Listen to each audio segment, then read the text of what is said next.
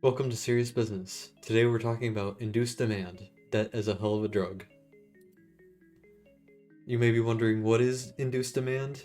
In transportation, it's an increase in traffic that occurs after an increase in capacity. The example here is building a, 4-lane highway, 3-lane highway, where there had been maybe a 1 or 2-lane road, and as soon as it's built, that many more lanes are filled up and more seem to be needed. I think it applies to everything debt is often used for. The driver behind that is low interest rates, loose lending criteria, and insurance policies that all feed into the sort of induced demand effect on things debt are used for. Today on You've Been Fooled, things bought with debt become measured by monthly affordability rather than their total price. Consumers with access to loans become less price sensitive, so people will buy things that they couldn't otherwise afford if they just considered the real price. This allows more people to buy something they otherwise couldn't afford, and these things become impossible to buy without taking a loan. So it starts a vicious cycle of more loans, longer lending periods, lower interest rates, government programs, and insurance policies. Real quick, like, comment, subscribe, and tip. So the first example is housing. The 30-year mortgage was introduced officially in 1948. House prices consistently outpace income growth. There isn't much data between 1948 and 1960, but from that point on you can see house price increases in a really volatile way, but always much faster than income, and rent also increases faster than income. Banks are able to outbid normal people for houses because they can borrow at lower rates thanks to fractional reserve directly from the Fed and make cash offers, driving prices up higher. So another thing is that in England they're considering allowing a 50-year mortgage, which would make more houses affordable, but it would also drive up the houses because a large segment of the population would now be less price sensitive and be able to bid ridiculous amounts of money on the supply of houses left in England. Another example is education. Student loans for veterans were introduced in the US in 1944 by the GI Bill.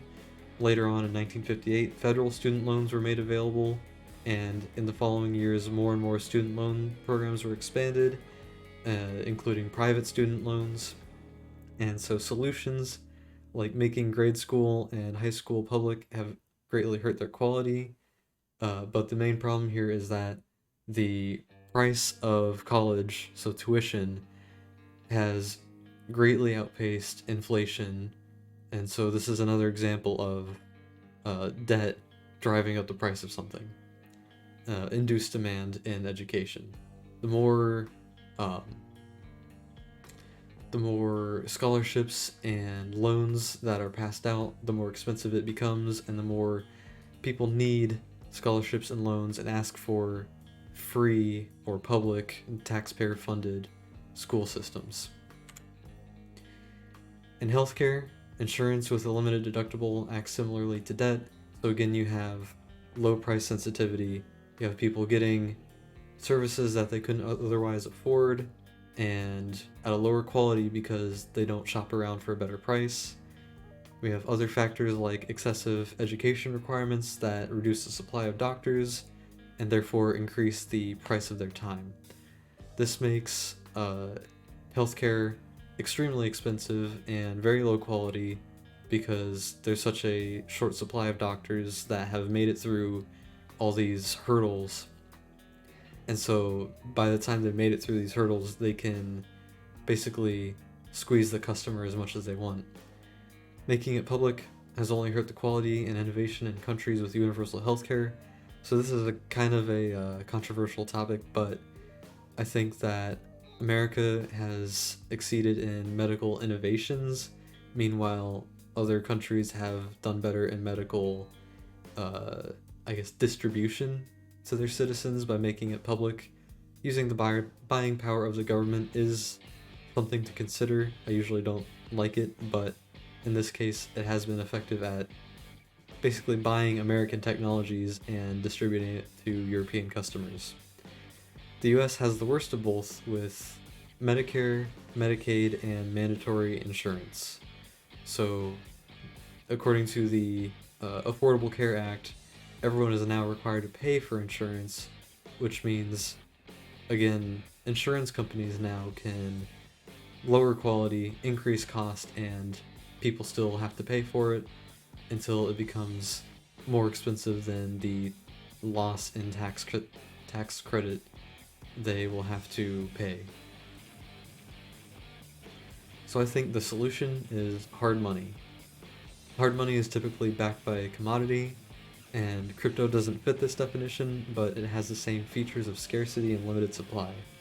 The main point here is that hard money can't be fractionally reserved, and it holds or gains buying power over time. So this makes debt grow in value over time, so it's impractical to borrow, and it makes it nearly impossible for banks to make a profit off of lending schemes without fractional reserve. Combining a gold standard with lending, however, has led to disaster in the past, namely the Great Depression. So this pushed people towards a fiat money system. I know that was a lot to swallow, but that's all for today. Here's some future topics that you might be interested. Remember to like and subscribe if you're interested in more.